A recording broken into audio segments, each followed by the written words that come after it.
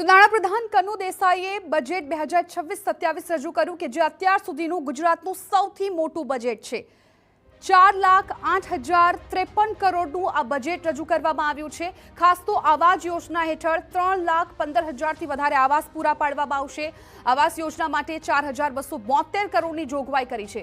Graphics પર આપ જુઓ, ઉચ્ચ શિક્ષણ માટે લોન તેમજ આર્થિક સહાય માટે પણ 869 કરોડની જોગવાઈ કરવામાં આવી છે। સાથે જ નવી 2,000 જેટલી આંગણવાડીઓના નિર્માણ માટે 360 કરોડ ફાળવવામાં આવ્યા છે। પીએમજે યોજના માટે પણ 3,472 કરોડની જોગવાઈ કરી છે। આ સાથે institute of kidney disease and research સેન્ટરનું પણ વિસ્તૃતીકરણ કરવામાં આવશે।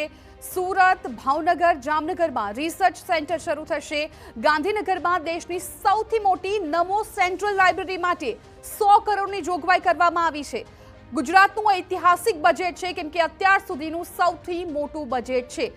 2025-26ની સરખામણીમાં 7થી 10% આ વખતે બજેટમાં વધારો કરવામાં આવ્યો છે, અને જે આ વખતે જ્ઞાન થીમ છે બજેટની એ ખૂબ મહત્વપૂર્ણ બની રહી છે, અને એ જ પ્રમાણે વિભાગ વાઇઝ બજેટની છે એ ફાળવણી કરવામાં આવી છે।